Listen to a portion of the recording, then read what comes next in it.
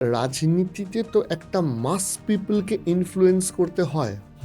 ধর্ম আসছে, চটকদারি বিভিন্ন সিনেমা আর্টিস্ট, বিভিন্ন গান বাজনা আসছে, অনুষ্ঠান আসছে, লাখ লাখ কোটি কোটি টাকা উঠছে।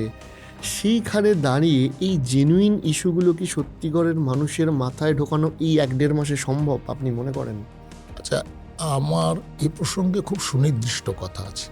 আচ্ছা, ধর্ম সম্পর্কে যে টাকা উড়ে মানুষকে কিনতে চাইছে, এই কথাগুলো কি বামপন্থীরা শুধু নির্বাচনের সময় বলছে, না আমাদের ধারাবাহিক কার্যক্রমের মধ্যে? যে প্রশ্নটা আপনি পূর্বে আমার কাছে জানতে চেয়েছিলেন, বাইনারি ভাঙার প্রশ্নটা, সেটা আমরা কিন্তু 11 সালের পর থেকে 14 সাল যখন বিজেপি ক্ষমতায় আসলো তখন থেকে কিন্তু আমরা কথাটা বলতে শুরু করেছি। অর্থাৎ বলতে বলতে বলতে বলতে বলতে বলতে আজকে কিন্তু এটা একটা স্টেপ নিয়ে নিয়েছে। ঠিক এই যে টাকা উঠছে, এই যে ধর্ম নিয়ে রাজনীতি হচ্ছে, এ কথাটা তো আমরাই বলছি, বামপন্থীরা আমরাই তো বলছি যে সংখ্যাগরিষ্ঠের হচ্ছে যে ধর্ম নিয়ে রাজনীতি করছে বিজেপি, সংখ্যালঘুকে নিয়ে রাজনীতি করছে হচ্ছে মমতা বন্দ্যোপাধ্যায়।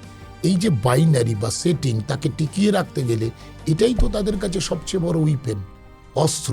তার বাইরে তারা যাবেন কিছু। ফলে এর বাইরে কথাগুলো বলছি দেখেই তো মানুষরা এখনো মনে করছে বামপন্থীরাই প্রাসঙ্গিক। এখনো তো বাজারে এবারে কথাটা এসেছে, আগে ভালো ছিলাম। এবারে বামপন্থীদের একটা বড় নির্বাচনের মানুষের কাছে আহ্বান রেখেছেন, যে সেটা হচ্ছে বামপন্থার পুনরুজ্জীবন।